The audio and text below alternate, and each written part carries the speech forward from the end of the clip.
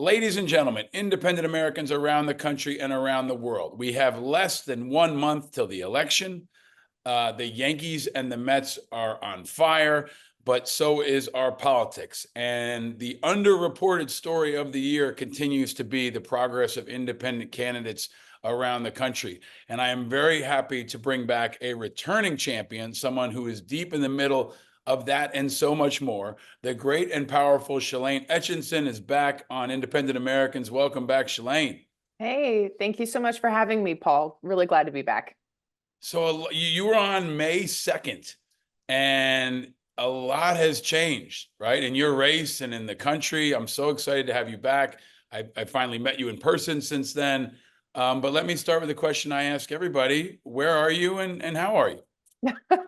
Well, I'm right here in the district in North Carolina where I live.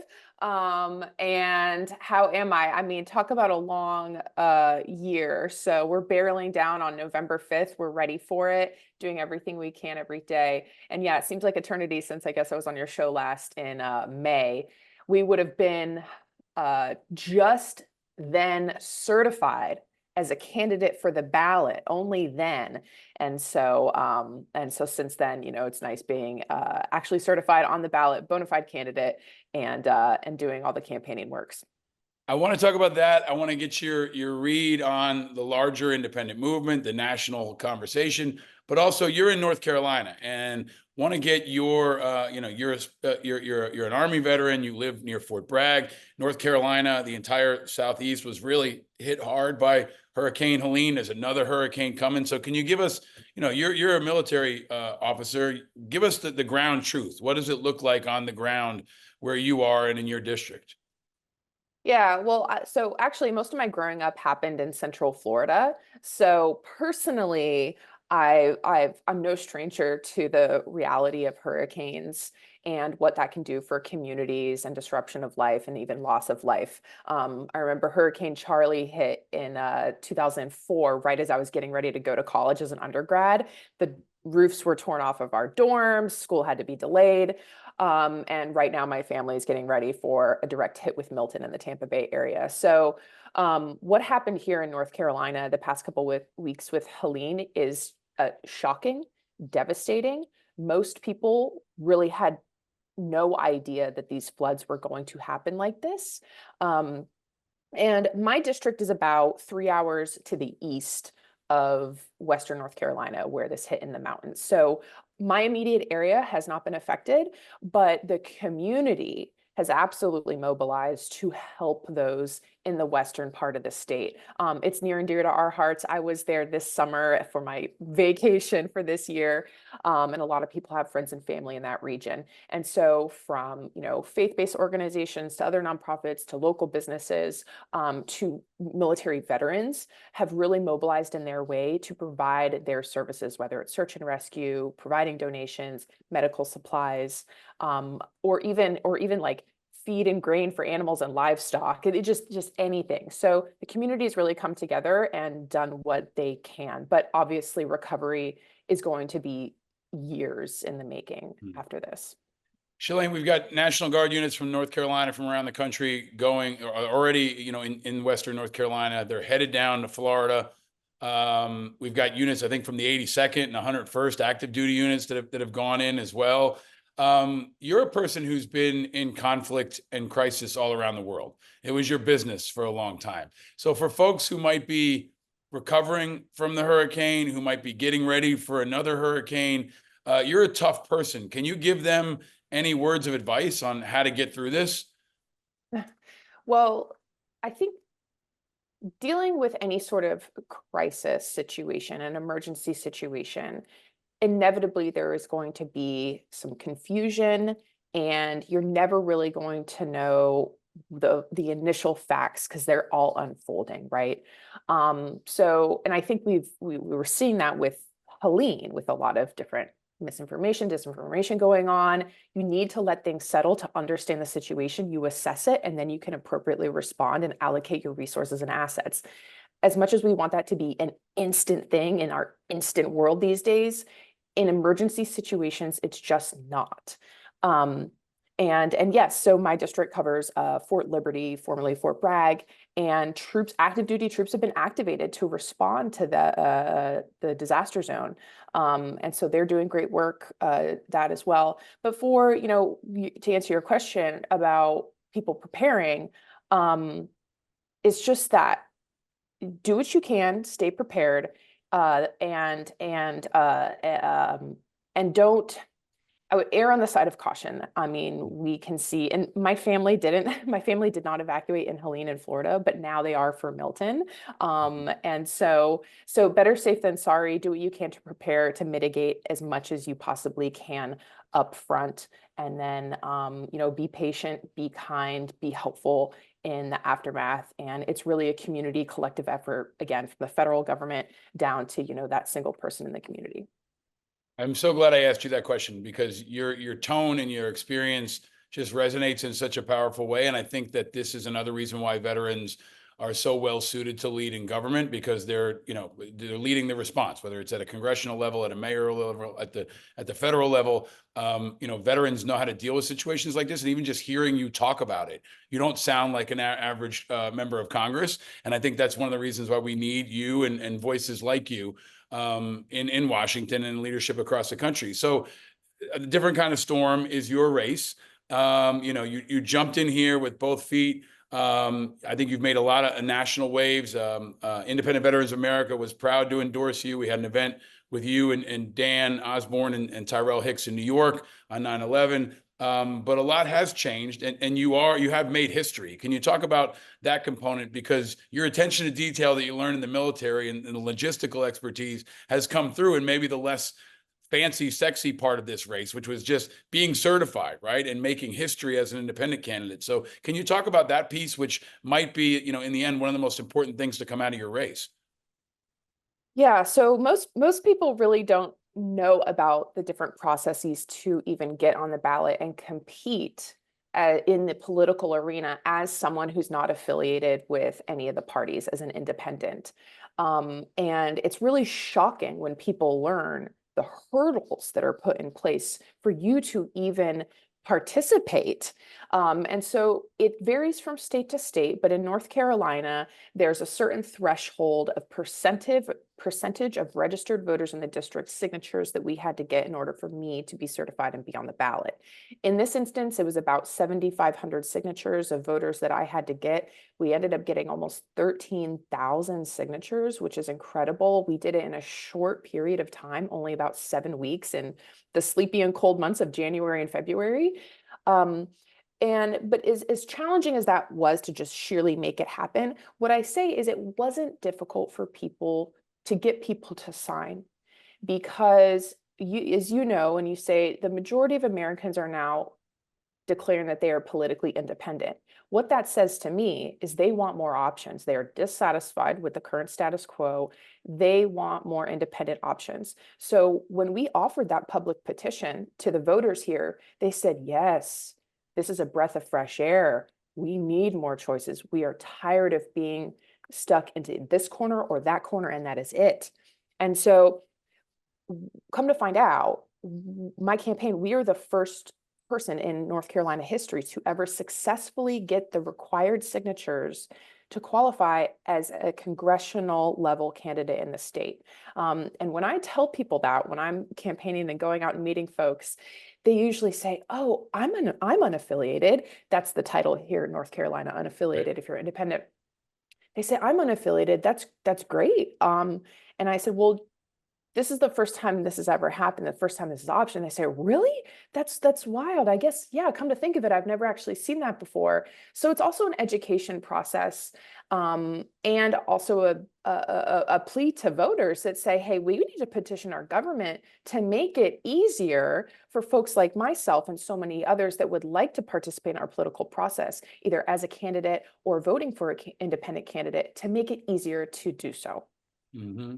And so you're running, as we talked about this last time you were on, you're running against a Republican incumbent who's not a veteran, who's very far from independent.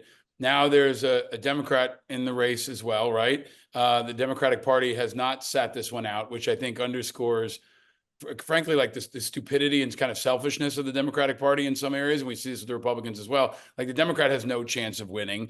You're a much more viable candidate. The Democratic Party in your state would be smart to do what they've done in Nebraska, for example, with Dan Osborn, and sit it out and let, you know, their votes come to you. But it seems like your opponent's strategy is to ignore you, all right, and hope you kind of go away. There won't be a debate. Am I correct in that? And so talk about what that's been like to kind of, you know, run against someone who frankly is not showing you even the respect to debate you and have a conversation. Yeah, so the dynamics here in my district and in a lot of districts in North Carolina is these congressional districts are heavily gerrymandered. They are designed for these districts to not be competitive. Out of the 14 congressional districts in the state of North Carolina, all of them except for one are essentially predetermined on who the winner is going to be. To me, that is antithetical to a representative democracy. It's akin to political corruption and undercutting the power and will of the people and our votes. Just like we need competition in our free markets, we have to have competition in our political systems as well. Because if you think about it, the incumbent that I'm going up against, Richard Hudson, if he feels, and rightfully so, that there is no valid competition to challenge his position, what is his incentives to keep delivering or deliver at all to his voters? They really aren't there because there's no threat of losing his seat. This is criminal. So yes, you said there's a Democrat in the race. Unfortunately, this district is designed for a Democrat to not be successful. Democrats in this district are actually the least represented voters in this district. But an independent or unaffiliated does have a shot. So not only am I running as an independent for ideological reasons, but also some strategic reasons as well. And you know, I think everything I explained with the results of districts like this being almost a foregone conclusion, the incumbent doesn't, there's no reason for him to acknowledge his competition. There's no reason for him to get on a debate stage or to even take these races seriously or feel like you really need to earn people's votes because of how the maps are manipulated. And that's just an unfortunate reality, because not only that the people that lose are the voters, they lose out. But you know what? You can do, the voters are smart. They see and understand when their representatives are not getting out there and not engaging with them. And so I have actually gotten a lot of feedback and response from voters that are excited about my candidacy to have another option. And these are mostly people that would vote Republican, that are tired of being frankly taken advantage of. And they're happy to have an independent option now. And I think it's especially egregious. I keep calling it Fort Bragg, but given that you cover Fort Liberty and Hudson's not a veteran, like to not even acknowledge you, to not talk about the issues that you are uniquely positioned to bring forward. You know, if he was smart, he would, you know, invite you in after the election, assuming that he wins, you know, to help give him counsel on the issues you've talked about. It's just a really insulting and undemocratic way to treat anybody. But I think, frankly, especially to treat a veteran in a district that is so focused on the military and veterans affairs. And you've been really outspoken on so many issues. Can I ask you to talk about something else you've talked about publicly? The other big news is you're pregnant, right? Yeah. So now you're doing all this. And I think this election is about so much more than just your race, for so many of the reasons we've talked about as well. But you're really, I think, an inspiring role model for so many people to show you can do this. And this is one of the reasons why I hope you're a national figure for a long time. I hope that folks understand when they invest in your campaign, they're investing in you for the long term, not just this race. But can you talk about what that's been like to run while you're pregnant? Yeah, well, this is funny how timing works, I guess. Wasn't part of the 2024 plan, if you will, but so my husband and I were expecting our first in January. But I actually think it's this is hard to do no matter what. And, you know, being pregnant, I've maybe had to stop and take a few more naps than maybe I would have before. But I tell myself, you know, there's women all across the country that are growing their families and still showing up to their jobs and their communities. And it's just a part of life. So it isn't some, you know, crippling thing by any means. But it's also a humanizing element. And I think it's really important for people because I've met a lot of folks and a lot of veterans actually that are they care about this country, they care about their communities and their states, and they flirt with the idea of wanting to run for office, and they would be amazing leaders that we need. But there's this notion that that isn't somehow attainable, or it's too big or ambitious, or you're going to have to then, you know, it rips your life apart and kind of invasive. And there are some aspects of that, but by and large, like we need people willing to step up and do this. And this isn't some insurmountable job to do. You know, I'm doing it while I'm pregnant. We still have like lives to live. And there's a lot of, there are people that are going to be supportive of you doing this. And so I think me doing this pregnant is a humanizing aspect, and people give me a lot of respect and kudos for it. But, you know, I also like to say running for office is something you can do too. So, you know, I encourage people to explore opportunities at the, you know, lowest and highest levels. I love it. And this is why I think so many folks have rallied around your campaign from across the country. The campaign of the moment for independence that we've been covering for a long time, and now the national media is finally waking up to, is what's happening in Nebraska with our friend Dan Osborn. You know, he's got Deb Fisher on the ropes. He's polling neck and neck. It looks like now the Republicans are pouring millions of dollars in to try to attack him and smear him. But can you talk about how you see it? You met Dan in New York. We've tried our best to try to pull together this community of veterans, especially so they can at least know each other and share lessons learned. But from North Carolina, how do you see Dan's race, where we actually have the potential for an independent to be in the Senate? He said he won't caucus with the Democrats and Republicans and wants to create an independent caucus. But from where you sit, can you talk about what you see in Nebraska and what it might mean for the country more broadly? I think what's going on in Nebraska Senate race with Dan is really incredible and very exciting, with the prospect of him winning that seat against the Republican incumbent and being a true independent in the Senate. Because right now you have some independents in the Senate, but they all have histories rooted in a political party. So they're sort of faux independents, if you will. But I think what's incredibly important with Dan's race and for him to win is to showcase to the American people that an independent win is absolutely possible. What the narrative that we get fed, that the American electorate gets fed, is even though the majority of Americans are registered independents, they're told, don't do that, you're going to throw your vote away. Independents never win. We don't do that. They never win. So the American electorate, even though the majority of them are independent, are told you're going to throw your vote away if you vote for that independent candidate, because they never win. And so they fearmonger you and gaslight you into choosing one of the two parties. And I think that's wrong. And so I tell people, no, that's not true. Your vote is a vote. And if every single person who's a registered independent were to cast that vote, should they have an independent candidate, boom, that's the formula. An independent wins. It can happen. And so I think with Dan being successful in this race will help dispel that notion that independent candidates are not viable candidates. In fact, they can win, and they will do the good and necessary things that we need to start seeing in our legislative bodies. And so I think it's the notion of like it's hard to you have to see it to believe it, and Yeah. so we need that win, and we need to really push back against the narrative of, well, this is only a two-party system, you're going to throw away your vote. And I say, show me in the Constitution where it's a two-party. Show me. And Right. stop being dishonest with the plus% of Americans that are registered independent, that somehow they're throwing away their vote because they want to vote for an independent. It's wrong. So I think Dan's really on the cutting edge of this. And, you know, he's having to do it in a head-to-head matchup, but that's fine.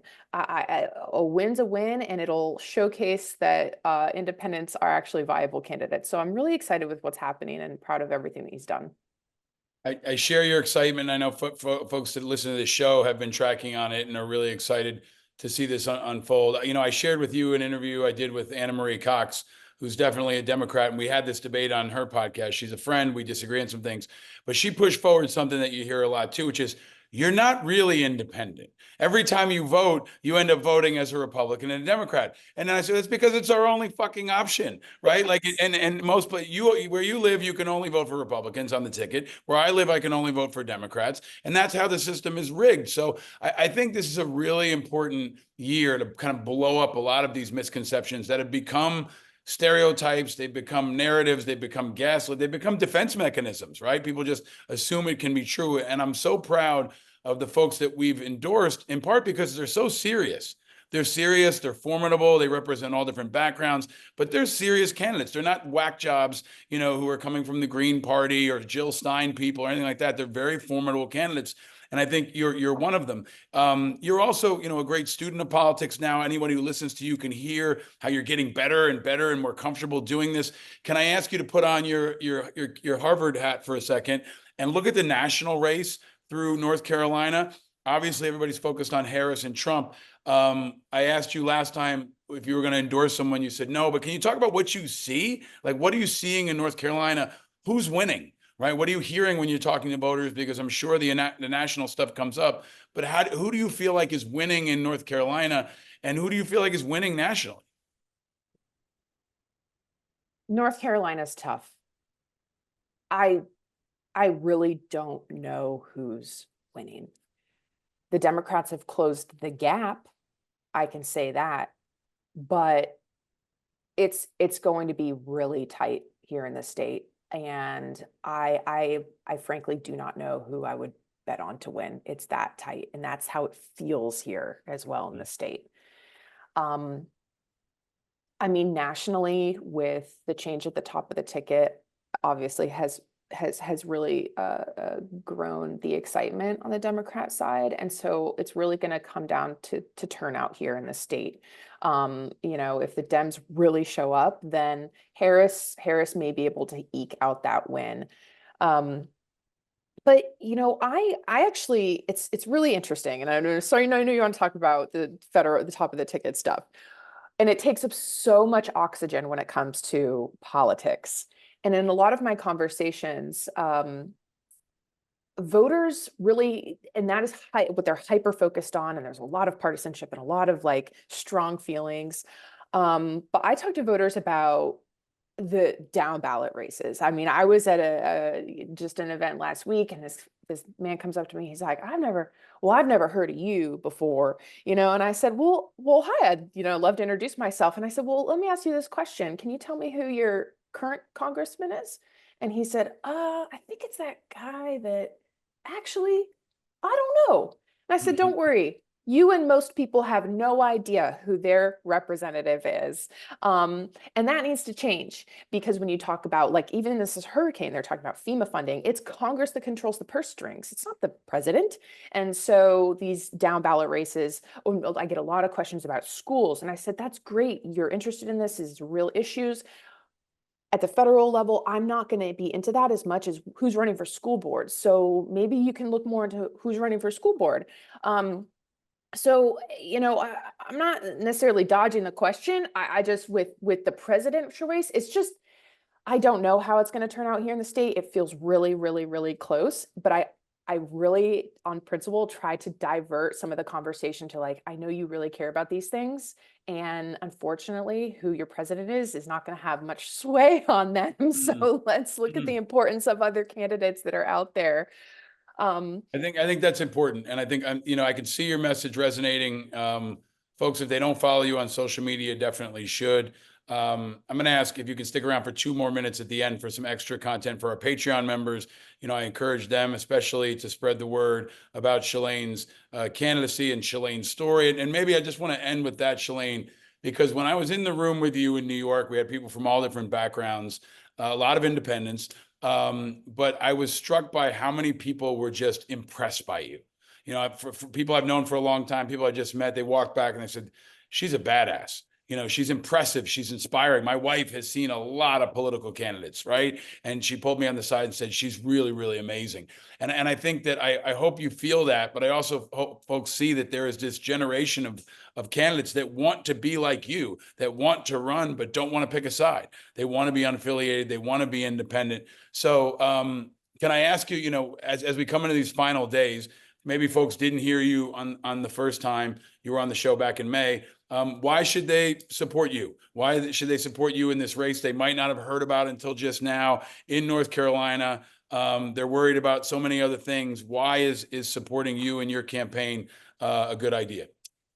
Well, I don't think we have the luxury of time to keep doing the way things have been done because they're not working for us. Congress is hopelessly gridlocked. This 118th Congress is looking to be one of the most unproductive Congresses in the last, like decade or two.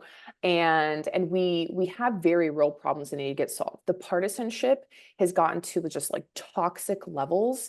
People are disgusted. And I use that's a strong word, but they are disgusted. And our profession in the military was about protecting the homeland and our country that we love. Well, I feel that our current greatest threat is actually the divisions that we're experiencing here domestically, because we're rendered ineffective to solving some of our problems and being strong into the future. So a vote for me and a vote for independent candidates is a vote for people who aren't going to be playing into the partisan divide. These are games, these are theater, and they're not real leadership. And so real leadership is actually being accountable to simply just the voters and being able to look at problems for what they are and go after the right policy solutions to solve these issues. Not because it's on a party platform, not because a party boss told you that, because it's the right thing for the American public. And that's what a vote for me means. And people desperately want that, and our country needs it. For folks that are listening, this will also be on YouTube. Shelane has been great in sharing her story multiple times with us, but I urge you to share it. The Yankees are running for the pennant, and I've got my Yankee jersey on, but I wear a special jersey. I wear Yogi Berra's jersey, who was on the beach at D-Day. He was a World War II veteran, in addition to being an MVP and a World Series champ. And I wear this jersey in part because I want young kids to ask me about him, because they don't know about Yogi Berra. They don't know about that story. And I think that's kind of what the independent story is about too. We want people to ask them, and we want people to ask about Shelane Etchison and Dan Osborn and so many others. And like Yogi Berra, I mean, you're a patriot. You're an inspiring leader. You're putting yourself out there for others, and you're giving so much. And I just want to thank you for stepping up, for continuing to get after it, and for showing folks some hope and unity in these really important times. Congratulations on the baby, and we're rooting for you. Everybody check out Shelane Etchison. Go to her website, linked in the show notes. Shelane, thank you again for joining me. Yeah, thank you so much, Paul, and for what you do for the independent movement. It's really important work, and we're making strides. Absolutely. Stay vigilant, my friend. Thank you. Thank you.